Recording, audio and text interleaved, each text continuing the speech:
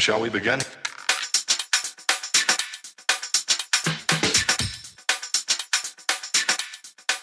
Let's begin now. All right, folks, welcome to a brand new episode of the Frankly Francisco podcast. I am your host, Francisco, and we have back in the chair Nate Ortiz, man. Nate, thanks for coming back on the show, man. We appreciate you. We had some fun, some good dialogue 2 weeks ago, and I'm glad to have you back in the chair. Today, we're going to have a little fun, though. We're going to get into some sports, man, because you and I are diehard sports fans, man. Obviously, you rocking the Browns hat. And me, I'm a diehard Giants fan, but I lived in Cleveland for 20 plus years, so I root for the Brownies as long as they're not playing my squad. So it's good to have you back in the chair, man. How you been doing? I'm good, man. Good. Just chilling, enjoying life, and just trying to maintain, man. Just like I said, just this is a topic, is near and dear to my heart, man. I just I kind of base my whole life on a sports calendar. You know what I'm saying? Like I don't even look at the months. I'm like, okay, when does spring training start? Okay, that's my clock. That's my internal clock right there. Like, okay, spring training's coming. Now I know baseball season starting. When fall coming up, football season, it's about to be fall. So that's how I dictate my life, man, off of sports. Everything is just surrounds that. That's all I've been raised to think about. So what sports are you actually into besides football, professional football? What are the main sports that keeps your interest peaked? I mean, I do like pretty much every. I mean, I love football, love baseball, basketball. I enjoy to watch. I used to play. Obviously, I'm only 5'5", so that my basketball career was cut short when I was born. But no, I mean basketball. I'm not into the hockey game. I never could. Part of my nationality is Brazilian. My grandmother's from Brazil. My mother's 50% Brazilian or born in Brazil. And so, soccer, I get into it around the World Cup, you know what I'm saying? So I started watching it then. And MMA, huge MMA fan. Yeah, I love me some MMA too, though. Yeah, nah, I mean, I was in the MMA game back in the UFC 1, you know what I'm saying? When there's no rules, pulling hair. The only thing you couldn't do is groin punch and eye gouge. Like everything else was legal. No biting. Hey, I was watching MMA when Tank. You remember Tank when Tank was fighting? That's when I was watching MMA back in those days. I watched it with the Gracies too, but it's evolved. But let's talk some Browns, man. Let's talk some Browns. So, what do you think about the season that just passed, man? Man, talk about just heaven. That was the most enjoyable football season I had probably in my entire adult life, man. Just being able to watch us and be successful and do it in a way that, you know what I'm saying, we weren't just being, when that one year we had a winning season, I think with God, what was that coach's name? He was a Belichick protege, Mangini. Yeah, Mangini. We won a couple games that year too. Well, Colt McCoy is QB, you know what I'm saying? But everything was like gimmicky, trick plays. We had Cribs running the Wildcat and all that stuff. But this year it was like a legitimate offense, legitimate scheme. We got a coach in there now I think is perfect for us. So, I mean, God, what was not to enjoy? I mean, the way it ended was a little sour, but hey, man, we took on the, ex-defending Super Bowl champs, punched them in the mouth, could have won that game. But it was great, man. It was a lot of fun. It was definitely. So, I think honestly, your season turned around to me when Odell went out, and a lot of people around the league say the same thing. A lot of sportscasters say the same thing. They said they came together when Odell went out with that injury. Trust me, we all know about Odell. He was the Giants for quite a few years, and the kind of drama that he can bring. But what do you think about that? The fact that he went out and you guys gelled. I mean, I don't want to say it's a false narrative. I think because I'm an OBJ fan. I got an OBJ jersey and all that. And I think you can never have too much talent on the team. Now, don't get me wrong, the headache stuff. But I think everybody's a diva somewhere. I don't think we got better. I think what happened was, I think it forced our quarterback. Yeah, well, it's like I'm losing his name right now. I don't know why I'm losing his name all of a sudden. Baker Mayfield. Like, why am I forgetting that? Yeah, I think Baker Mayfield got more comfortable. I think he was, running the ball more. The coach, he wasn't forcing it, and it was obvious. He was trying to force it to OBJ. He was trying to get him in the game. So I think when he was out of the game, now his number one target really was Higgins. Higgins was his boy. He had a ton of chemistry with Higgins. So I think once he got comfortable just running the offense, not having to try to force it downfield to OBJ, then I think he gelled a little bit. I think if he would have stayed with him, had a full preseason, off season, training camp with COVID shortening everything, I think he would have been I think we would have been better. I think this year, if he's there for training camp and we got a whole summer camp, everything a preseason with them, I think people will see what kind of difference he makes because. He's huge, man. Dude, he's a weapon, man. You can't take a weapon off the field and think you better. You know what I'm saying? This is not possible. But I got to give you a rebuttal on that. You can't have too much talent on a team. You can, because if you remember back in I forget how long ago, Washington was not Washington, Philadelphia had that year they were stacked, and they didn't even make the playoffs. They were like 5-11. It was terrible. Right, And they had everybody. Everybody came to sign with Philly. They thought they were going to make the ultimate Super Bowl run, and they fell flat on their face. So you can have too much talent on a team and then not be successful. I like Odell. I've always liked Odell. I think the Giants should have kept Odell, but I understand why they dealt him.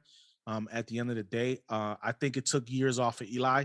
Off of Eli's career, he could have had some more runs in him. Honestly, listen. The same way that you're a Browns fan, diehard Browns fan, and you will root for the Browns. I am an Eli backer, point blank, period. He's the only dude to beat Brady, the GOAT now, right. Okay, twice, not once, twice. And he did it in last minute drives to win the game. Everybody want to say it was the defense. The defense ain't the one that threw the touchdowns. It was Eli that threw the touchdowns. The defense got you there, but Eli still had to win the game. And to this day, this man don't get the respect that he need. Top 10 in every category in the NFL history. Top 10. 2 Super Bowl wins, 2 Super Bowl MVPs. You understand? And I think Baker is getting his fair share of flack too. But see, when Baker came in the league, he was cocky. He came out of Oklahoma. You know what I mean? Standing on the Ohio State, middle of the field. Yeah. You know what I mean? Being Mr. Grabbing his crotch guy. You know what I'm saying? So, but I think he's matured a bit under Stefanski. Yeah, he's matured under Stefanski enough where you can see what he can do. You give him enough time to do what he has to do. He can beat you with his arms and his legs. But my thing is, I don't think they used their wide receivers enough because I think Baker gets in this thing where he's just throwing to one person. You know what I mean? Yeah. And I mean, like I said, well, the talent thing, what I meant is like, because when I say you can't have too much talent, is because look what happened with like Miles and stuff. Everybody's like, before the season starts, every fan is like, they look at it as that paper that, on paper, like, oh, we got Miles Garrett, we got Olivier Vernon, we got one of the best defensive front lines. And all it takes is boom, a torn Achilles or whatever. You know what I'm saying? We had Delpit supposed to come in and help out. Tore his Achilles in training camp. We had another defensive guy, Greedy. Greedy was supposed to be our second corner. Now look at our defense. Our defense was trash because we had supposed stars in these certain positions, and we lost them. We had nobody to fill the role. Luckily, we had depth at wide receiver. So what I mean is like, you always got to have talent because you can't just. I mean, Baker goes down. That's the season. You know what I'm saying? We lost Chubb a little bit. We had Kareem Hunt. So those kind of things, you got to have talent as far as like your backups and stuff like that, because you can never count on somebody to be healthy a full season. But what you were saying about Eli, though, I think I agree with you, man. Eli is so underrated, and I think it's two things. Two, he came up in the Brady era with all the Super Bowls and all the shine he was getting. Plus, you got his brother Peyton, who was had all the shine and everything like that. So he had these two big shadows kind of overwhelming him. So anything he did was never going to live up to what they did unless he was putting up stupid gaudy numbers. But that wasn't the system he was in. That wasn't what was asked of him. He was in there to run an offense, and he did what he did, and he was good. I mean, he wasn't a shabby quarterback, you know what I'm saying? But he's always going to be overlooked because of those two big shadows, I think, kind of hovering over him. Yeah, but I mean, at the end of the day, man, the proof is in the pudding. I think they would have won a back-to-back Super Bowl if it wasn't for Plaxico shooting himself in the leg. I mean, they went 12-4 that season, and they had one of the best records in the NFL. And I mean, once Plaxico went down, it was a wrap. They couldn't get. And then you had the boat game. You know what I mean? You remember the boat game, right? You had OBJ, you had Victor Cruz, you had Shep. They all went to a Miami cruise the day before the big game, And then Odell couldn't catch anything the next game. Cruz couldn't catch. They dropped touchdowns left and right. I mean, that was a chance for Eli to get back to the Super Bowl, and they blew the opportunity for him. I think maturity is another thing. Odell, I've been seeing a lot of his tweets, a lot of his, him coming out saying he's going to prove himself. He's going to come back 100% stronger. This ain't the first time he's done that, though. It's not the first time he said those same things, and he's fallen flat in his face every single time he said that. I love him to death, but like I said, I even saw that. I took it with a grain of salt. Like my friend texted me that post of him training on a treadmill, talking about how he's gonna come back and stuff. I said, yeah, okay. I was like, you make it through preseason, it's training camp, and you make it through a couple games, then start talking. But you the number one MVP in the recovery game. You know what I'm saying? If getting back from recovering from injury was a sport, you be the MVP, bro. That's what you do. You come back from injuries like nobody else. So what do you think? What do you think they're gonna do this year with their two-headed monster at running games, man? It's ridiculous, man. I don't think Chubb gets enough credit for the type of monster he is on the field, man. And then you got Hunt, who's a local, Hunt's from Ohio. You know what I mean? I mean, he messed up a little bit, you know what I'm saying? And I mean, he's tried to redeem himself since that point. But that boy can ball, man. They both can ball, man. And I don't think there's anybody in the league that can really stop them, man. I think the Kansas City Chiefs game that they lost, the referees had more to do with that than than them actually losing that game, man. Yeah, that's like I said, that left a sour taste in my mouth. Like, it's one thing to get just beat. It's another when, like, that head-to-head collision at halftime, fumble out of bounds or fumble through the back of the end zone. That's a huge, huge game changer right there. Some pass interference calls late in the game that were kind of sketchy, and I'm just like, it's like, trust me, I think coming into this year, like you said, Hunt's a beast. I think Hunt is a monster. Like, it's hard to say. Like, if they ask me all the time if you could only keep Hunt or Chubb, which one would you keep? I'm more leaning to Hunt just because don't get me wrong, Chubb can catch the ball. I know people that Chubb can catch the ball, but Hunt, man, he can do everything. He can run, he can catch, he can block. I mean, that dude do it all. And Chubb is the more natural runner, but look at that Kansas City game, man. When Hunt was running with authority, man, that boy, he gonna get you 4 or 5 yards of carry no matter what. I don't know, man. Chubb been destroying the league since he got in the league, man. He was a second round pick. I mean, he been putting up numbers, man. I don't know. I think I would rather have Chubb over Hunt. It's like right now, like for me, I would have Saquon over both of them. You know what I mean? But Saquon's hurt right now. I mean, to me, Saquon's one of the best running backs in the league, if not the best running back in the league right now. I mean, even him being hurt, when he comes back, I think at full strength, he's going to put up numbers. You saw what he can do when he's healthy. Yeah. No, I mean, my only issue is the Giants are wearing him down by not giving him an offensive line that he needs to do the things he need to do. Daniel Jones, for example, man, a lot of people are still sore at Baker for making those comments that he made about Daniel Jones. But Baker really hasn't proven anything himself. Don't get me wrong. I like Daniel Jones. Do I think he's the next Eli? No. Do I think he can be a serviceable quarterback? Yes. But this is New York City, man. This is New York. This is the Giants. You can't have a serviceable quarterback. You have to have somebody that's going to take you to win rings. You know what I mean? And I think Baker has that personality where he can help to get you to strive that. I've seen, 4 Super Bowls in my lifetime. The Giants Super Bowls, all 4 of the Giants. Cleveland ain't seen one since back, 60, 69? What year was it? It wasn't even a Super Bowl. It was the national championship game or whatever. Yeah. I want to say man. Don't know. Jim Brown. Just say the Jim Brown. It was a Jim Brown era, late 50s, early 60s, something like that. But sports is changing in Cleveland, though. It changed once LeBron got there, and brought a title to the city. But I tell everybody all the time, a Browns Super Bowl win, they shut the city down for 3 days because the fans would burn down everything. It'd be the mistake on the lake all over again. They'd set the lake on fire. I mean, you see burning couches. That's a big thing in Ohio where if they win championship, they burn couches. You know what I'm saying? So I don't know why. It's kind of ridiculous. This must be a Midwest thing or something. I guess. Never understood it, man. You look at Montreal when they win title in Canada. They'd be flipping cars all the time over there when they'd be winning championships. I think it's the same. It's crazy. I think they would shut the city down, bro, if the Browns ever won an actual Super Bowl. Like, I think that would be the highest viewed Super Bowl of all time if 100%. The Browns played. Yeah. I mean, the fan base is ridiculous, man. Like I said, I kind of it's funny that I became a Browns fan because my grandfather was a Pittsburgh fan. Now he was, Arabic dude from Jordan. You know what I'm saying? He came over to America. They came over. I think they came to New York to Cleveland.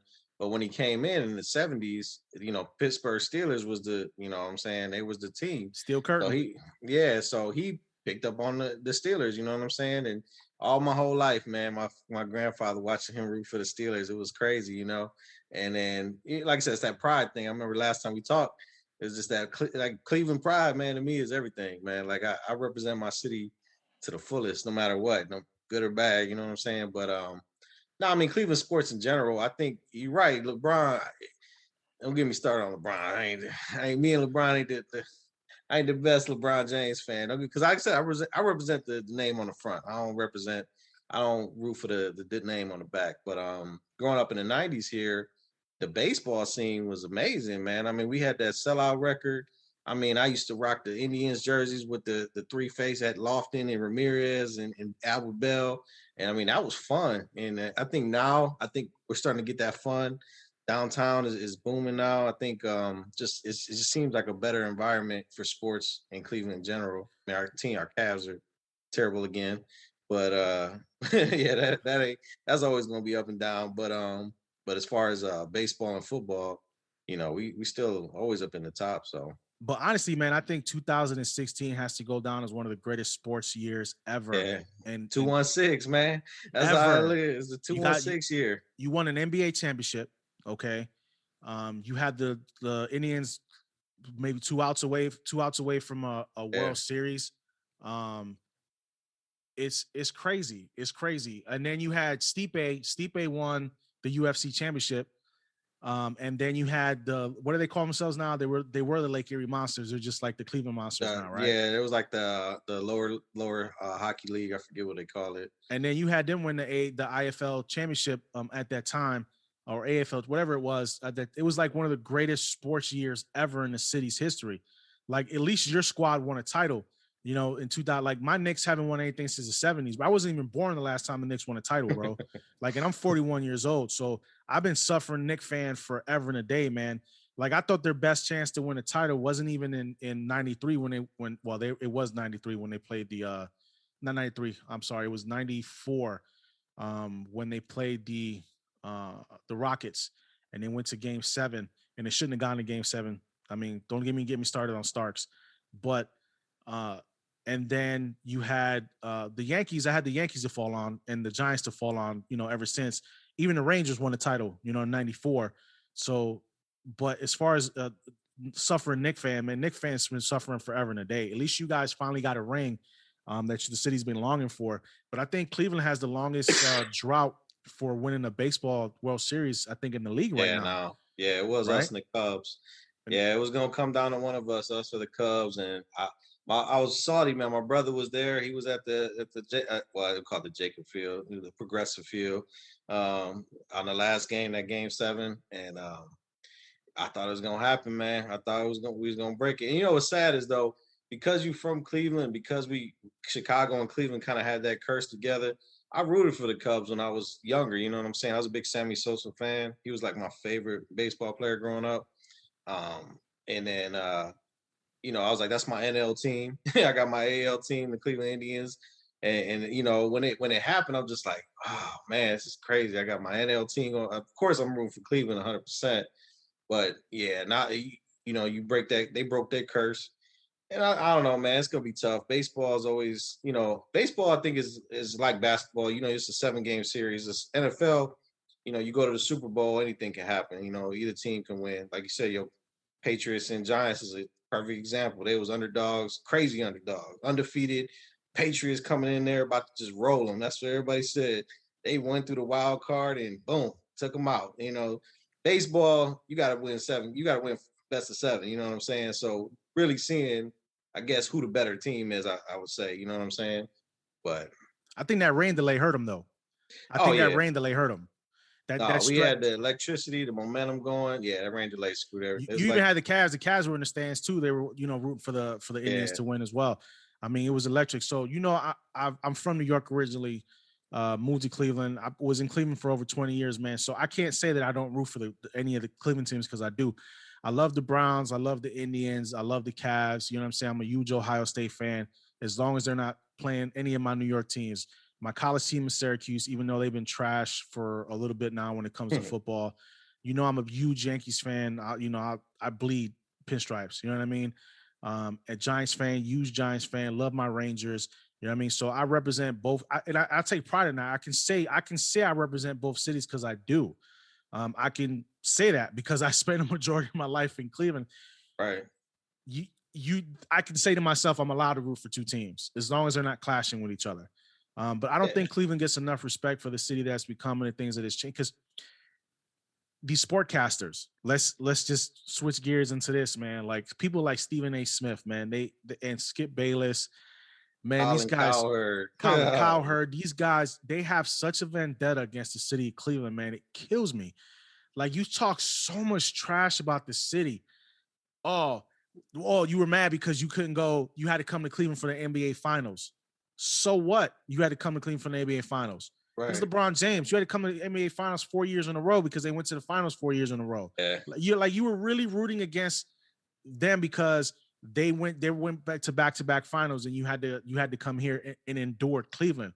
Let me tell you something, folks. Cleveland has done an about face about what it was. Back in '94, they started doing the change with the Indians' new stadium down there. It went from Jacobs Field to Progressive Field. Is it still Progressive Field now? They changed it. Yeah. It's Progressive. To Progressive Field. You had the new Brown Stadium that was built downtown. It was beautiful. It was state of the art when it was built. I think now they did a bunch of renovations in the stadium as well for the upkeep. We have, Cleveland had, and I'm saying we, like I'm still living there. I'm in South Carolina now, folks, but I still refer, as we. The theater district downtown is the second largest theater district in the country right now. It used to be Chicago, but now it's Cleveland, and obviously New York is number one. So the culture's there, man. Here we go with the we again.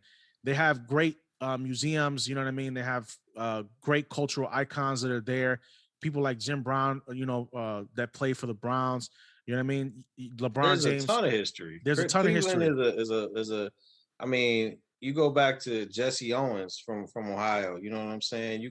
There's so many different things that you can think about that people don't realize, like the rock and roll. You know what I'm saying? The reason the Rock and Roll Hall of Fame is in Cleveland is because they say it's the birthplace of rock and roll. I mean, it's hilarious. We talk about fan bases and stuff. I mean, like you said about these talking heads on TV and stuff like that, because the narrative is never about the sports teams. When you look at it, they always bring up the past. They always bring up how downtrodden our city is and how lovable losers and everything like that. And I think it's just an easy target for them. So that's lazy to me. Like those people, those commentators are just lazy. They're like, okay, we got to talk about Cleveland because they're good now in sports, but we're going to talk about how the city's so cold and nobody wants to come there. And like that's all Stephen A was talking about. Like, oh man, I'm in Cleveland, it's cold and gloomy. And we're like, okay, so what does that mean? Like you soft, like you from Philly, ain't you? Ain't you from like, you know what I'm saying? You come from the same. I think he's from like area. Philly or Washington, one of the two. Something like an East Coast, like down in gutter city, like we is. You know what I'm saying? And then you got people like Cowherd. I think. I mean, man, I can go on for days. Like I said, Cowherd's personal beef. That's just personal. Well, to me, Cowherd is. I mean, Cowherd gets paid he's essentially a Skip Bayless. Him and Skip Bayless are in the same, man. I mean, I never met a guy who contradicts himself so much when he's talking, man. Like Cowherd and Skip Bayless, them dudes are trash. Everybody 1 minute, and then the next minute they're praising them. You understand where I'm coming from? Stephen A is the same way. This guy gets paid 10, bro. He gets paid 10, and all power to him, man. I'm happy. He's making his guap. He earns it. The dude's on TV all the time. Like even when he's on vacation, he's still posting stuff on Twitter. You know what I mean? If there's breaking news, he always gets on. Don't get me wrong. His work ethic is incredible. He puts in the time and the effort to do things he needs. He deserves what he's getting because he's gotten to that point. But man, this dude he contradicts himself all the time when he's talking. Like 1 minute he's talking big and tough, like he some big, some big tough dude. Like, but then when somebody comes and corrects him, you know what I'm saying? That's what they always do. They shrink down into their little box. You know what I mean? When he was trash talking Kevin Durant for doing the jump, I mean, even though everybody was trash talking him, and then he turned around and changed the narrative because he had to talk with Durant's mom. Why? You had to talk with Durant. What did that have to do with the narrative? The narrative was he left to go to a super team because he did. When LeBron did that, LeBron didn't leave to go to a super team. He went to a team that didn't even make the playoffs the year before. You get what I'm saying? They didn't have any talent on that team. He brought the talent with him. Do you understand where I'm coming from? No, it's different. This dude went to a team that had already superstars established and won a title. So everything was lined up for him to do that.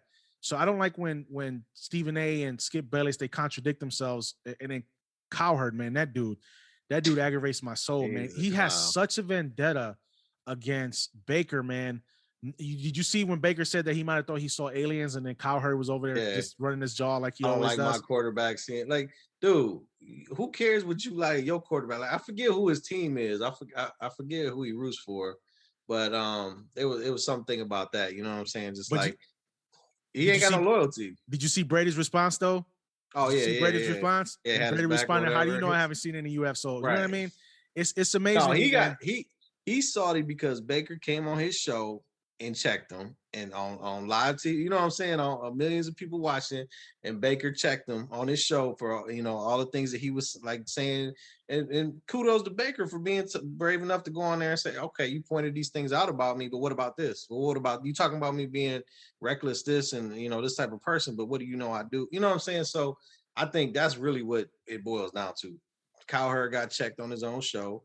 He's gonna forever have a vendetta against Baker. So then that means he's gonna have a vendetta against Cleveland. Which Stephen A got a vendetta against Baker too. He talks so much trash about this dude. He's not the guy. He hasn't shown me anything. And then Steve, what kills me about Stephen A is Stephen A, it has no loyalty either. Either he's a Steelers fan, okay, or he's a Giants fan. You know what I mean? He can't make up his mind on it's whoever's winning at the time is who's gonna root for. You understand where I'm coming from? Like, it's like if I already told you this, I'm a huge Giants fan, but I also root for the Browns. But I'm gonna tell you right now, if the Browns and the Giants were playing the Super Bowl, I'm rooting for the Giants. There's no going back and forth about it. You understand where I'm coming from? Because I'm loyal to my team at the end of the day. Stephen A ain't got no loyalty when it comes to his stuff. He's supposed to be objective when it comes to his reporting, but he's not. You can see the fan come out of him, especially when Roethlisberger was talking about leaving and he was talking trash, and at 1 minute about him that he's not the man anymore. Maybe it's time for him to retire. And then all of a sudden, oh well, they have no other options. They have to go with Roethlisberger because there's nobody else there to help him out. You know what I mean? It wasn't Roethlisberger's fault. Roethlisberger can't throw on the field anymore, man. You understand where I'm coming from? So I hate when these I would say hate. I dislike when these sportscasters they get paid to run their mouth though. I mean, it's a cushy gig. It's a cushy gig. I can't fault him, but I mean, like I said, I'll never hang on the word of, you know what I'm saying, Steve, anybody, you know what I'm saying? Because, you know, they just putting on a show. It's become a show now. You know what I'm saying? They have to keep people's attention. So instead of it giving you information and giving you their point of view, they call them shock jockeys for, you know what I'm saying? They basically trying to put out there just the next hot topic. Not what do they call it? It's not a hot topic or whatever, but whatever's in the moment. Yeah, with the next right, thing, you know, yeah. So now, you know, now that people gonna click on that, you know what I'm saying? They want a little thing to pop up on ESPN. Stephen A says da da da da da. They want you to click on it. So that's really all it's become. So it's not even about sports or being analytical about things anymore. Now it's just who can be the most outrageous and say the most outrageous thing to get the most people riled up and watch. It's like MTV. Remember MTV? MTV used to be all about music when it first came out. Where do you see music on MTV at now? Ain't about music anymore. It's about reality shows. Yeah. Like, it's just the same thing with ESPN. That's why everybody's jumping ship at ESPN. That's why people getting fired left and right at ESPN. They can't. They're letting people go because people are stopping watching ESPN. I mean, it's just factual. You know, I listen to a bunch of guys on the radio. Clay Travis over at Fox. He's a buffoon sometimes. He really is, because he talks out the side of his mouth as well. But he makes a lot of valid points when he talks about certain things when it comes to sports. But he's a buffoon when he talks sometimes. These guys get paid to say outrageous things, man, like you said. And I think sometimes people get turned off by that. But a lot of people keep looking in and keep viewing the stuff over and over again because they bring people in. You know, I think they get people angry on purpose. And I think that's what they have to do. They have to get people angry on purpose to keep them interested in what's going on in the world of sports. I would never. I mean, I don't watch. Like people like, well, if you don't like what they say or you don't like, don't watch. I don't. I don't watch they shows anymore because I got to the point where I listen to them for long and I'm like, this is crazy. I'm like, why am I watching this stuff? Why am I listening to this dude?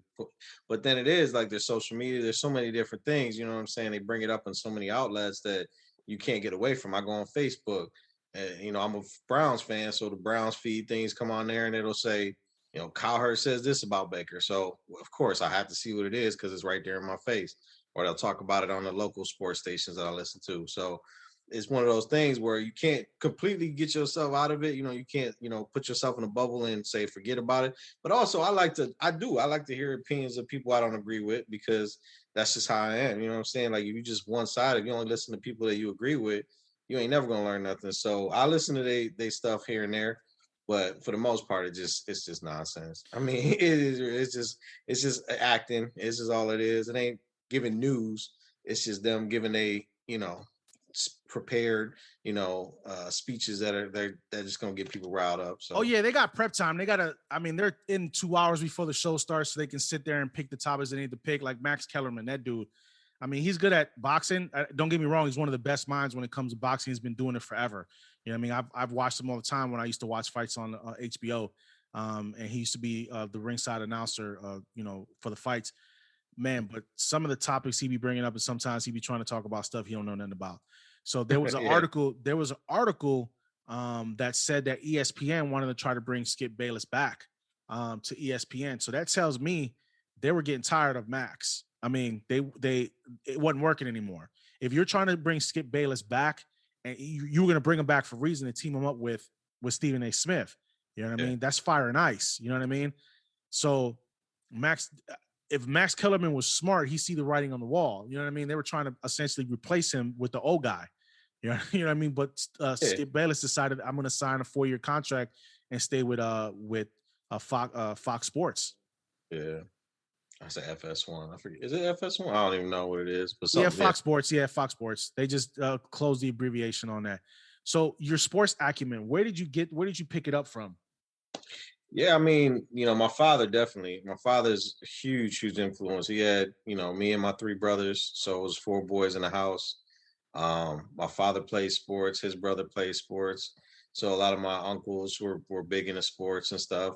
So I mean, he like people say you shouldn't say, but he was more of a coach than he was a dad. I guess you could say growing up. You know what I'm saying? He was more, you know, teach you lessons and stuff like that in a sports analogy than he would, you know what I'm saying, giving you nuggets of life, as a dad would. But no, man. I mean, I did everything. I played sports all through elementary school, up through high school. I wrestled, did football, baseball. Um, I mean, really, that was it. I mean, the competition in my house was crazy. Unfortunately, I didn't hit the genetic lottery. You know what I'm saying? My three brothers, they got the height and the speed and the size and everything. So all three of them played football in college. My youngest brother, he's a freaking superstar in the city of Cleveland, period. I mean, you can't go anywhere and say his name, Shaq Washington. I So mean, Shaq, that did Shaq play for us? Wasn't he like? I mean, Shaq Cincinnati. set records in Cincinnati. Then he was like Yeah, the yeah. man there. No, he went to two back-to-back state championships in high school football for Maple. My mom minor Maple Heights. And then he won one, lost one, he came back, got his revenge, won it. Then he went to Cincinnati. He's a little smaller to be a quarterback there, but he was a receiver. Broke all of Cincinnati's receiver records and things like that. And he's a short guy. I mean, he's only 5'9", 5'8", 5'9". But I mean, they even put him in a QB in a bowl game. When the QB went down, the coach had enough confidence in him to play him at quarterback. You know what I'm saying? They scored a couple times. So I mean, he's a freak. You know what I'm saying? My brother, thankfully, he didn't make it all the way. I think my family, my father, he's kind of just the way things have been happening with NFL and concussions and things like that. He's kind of blessed that he didn't really go into it, but now he's the head coach of the high school that he grew up with. I mean, you can't script that, man. I mean, the Yeah. dude came up, became a legend, did all the things he did, but minus the NFL career. But he came back. He's coaching his high school team. My other two brothers, my brother Chris, he played in arena ball. He played for the Tampa Bay Storm, and he played for the Cleveland Gladiators. My brother Joe played college football at a high level. He was probably the most gifted physically. He's the biggest, strongest, but he just didn't have that killer instinct like the other two. You know what I'm saying? He's more laid back, chill guy. But yeah, sports in our house was just everything, man. I mean, that's all we talked about. But my thing for you is like you didn't get the, like you say, you didn't hit the genetic gene pool, but your mind, man, I think your mind for sports and for football especially, bro, like your mind is amazing when it comes to say you can call out plays before. And I've seen you do this in person. Like I've seen you do this in person. This is no lie, folks. His mind is sharp when it comes to this stuff. Like he'll sit there and he'll watch a play unfold before it happens, and he'll call out the play before. And I'll sit back and like, how the hell did he do that? Like your field of vision, and you're not even on the field. My thing is, you know what they say, if you can't do, teach. What has kept you from trying to get into that field, man, of coaching, man? Because I think you would do very well in that field. Yeah, yeah. And you know what? The thing is, I've discussed that with my brother Shaq, and consider we're in different areas now. My city's a little further away from where he's at. But yeah, man, you know, that was always the number one dream. Like we said before on the other show, you know, I have a lot of passions, and there's a lot of things that I enjoy to do. Like I wanted to work for Marvel, man. I love cartoons and comic and drawing. I wanted to be a cook and be a chef, an entrepreneur. And sports though was always number one. Like if I could do anything in the world, if I couldn't play sports, it'd be something involved with sports. And I mean, trust me, I want to be a coach. Don't get me wrong. I love to coach football. You know, right now the position I'm in, it's just, you know, finding the time, you know what I'm saying? Like being able to, I'm gonna find the right opportunity. I have a young son now, you know my son, obviously, you know what I'm Yeah, saying, yeah, yeah. Christian coming up. So I mean, I've been doing coaching with him coming up, little league stuff, but it'll be a time and a place. I think it'll get there. I honestly, you know, not toot my own horn. I think I could have been a really good coach in any division, just because I love the game. I study the game. You know what I'm saying? It's not just, to me, it's like I said, I love to play, but like you said, it's the thinking, the chess, the mental chess game in football, when you know what that person's trying to do, and you know their tendencies, and you kind of just see it happening before it happens. You know, I trust me. I know it's not never too late. You know what I'm saying? I don't think I missed the boat completely, but I'm gonna get there. I'm gonna get there one. I mean, you might have to start out, you know, like you said, high school or Pee Wee League, just to, you know, Yeah, get your feet wet and. But I think you have, honestly, man, I think you have the talent for this stuff to call. I mean, like it's amazing, bro. You can call out plays, live NFL games that we're sitting there watching, and you're calling out plays before it happens. Like you, when you see somebody getting ready to jump the line, you'll call it out.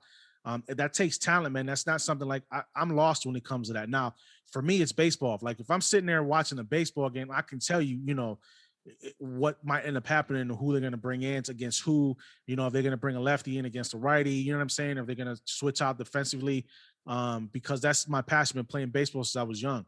So, but you have a gift, man, for that stuff, man. And I think you need to cultivate that somewhere, somehow, man. I understand and I'm in the same boat as you, man. In the world we're in right now, it's tough because we have to work to provide for our families. You know, I have 5 kids, you know what I'm saying? You have 2 with 1 on the way. So it's like, it's finding that time that we have for the extra stuff. But you know, we got to do our role. We got to play the dad role as soon as we get home. We can't turn it off from work. When we get home, we got to go right jump into taking care of the house. You feel what I'm saying? You know what I mean? And yeah, that's the tough part. But I think as your son gets older, I think, you know, when he gets into school and you start getting him into sports, you know what I mean?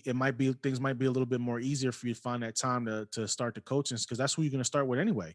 You're going to start with yeah. your son. Yeah, and that's where it is right now. You know what I'm saying? I'm trying to get him into sports like my father got me into it. You know what I'm saying? It's a little harder with my son, just because it's just, you know, I got my daughter. She's not into sports at all. There's nobody really pushing him. You know, like me. You know what I'm saying? It was me and my brothers growing up. We was always in competition for something. You know what I'm saying? So sports just came natural for him. You know, he's still head in the clouds. You know, he's 5. You know, but yeah, so no, I definitely, man. Like I said, it ain't never been forgotten. I'm still right there. I was actually just talking to my brother about a month ago about, you know, getting me on this coaching staff, and he looked at me all like, really? He's like, you serious? And I was like, hey man, because he's you know, even though we're brothers, he told me, he's like, I don't want nobody on my, you know, coaching you know, having one of my coaches represent me that ain't good. And I looked at him, I'm like, what you mean it ain't good? You know, like I don't know what I'm doing. He said, "No, you gotta know the system and what I'm trying to run." He said, "I'll put you in the lower league, and you get your the middle schoolers and stuff like that ready to come up to the high school level." And I said, "That makes sense. I respect that, But don't get me wrong. I be watching his games. I'm like, come on, Shaq. Like I can tell you what you should be doing. He's my younger brother. He ain't trying to hear, it. But my dad be like, Nate know what he talking about. So But that's raw passion though. But that's what it is. That's that raw passion you have for sports.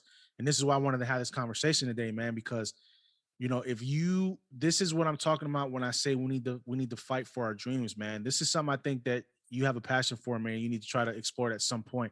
I'm not saying quit your job and go straight head in. I just think it's something that you need to ease into, man. Just like my podcast, man. I'm still working my 9 to 5. I have to have a family to take care of, but this is something I'm easing into. And, as we go on, everything will get better and crisper. Everything takes time. And I think you'll find that angle. I mean, you already have your end. Like we talked about 2 weeks ago on the podcast about how there's no shame in getting doors open for you. You know what I'm saying? If your brother can get your door open for you in the coaching, man, if you can do it, do it. You might have to sacrifice some things to do it. You know, the family might not be a little bit too happy sometimes, but at the end of the day, man, if this is going to get you closer to your dream of coaching at the highest level, why not? Everybody has to start somewhere, bro. Like me, I got to start somewhere with this podcast. I'm in a room right now in my house. You know what I mean? Doing this what I love to do right now, which is talk to people. But I appreciate you being on the show, man. This is fun, bro. We're gonna have to do this more often again, man, because this seems like, we could chop it up and talk all day, different subjects. But the next time we have you on the show, man, we'll figure something else to talk about. It might not be sports related like this one was, but we'll have an enjoyable time, man, and people will get to know you a little bit more, and the Nate that I know, they'll get to know as well. So I appreciate you being on the show, man, and we will see you next time. All right. Thanks, folks, for tuning in.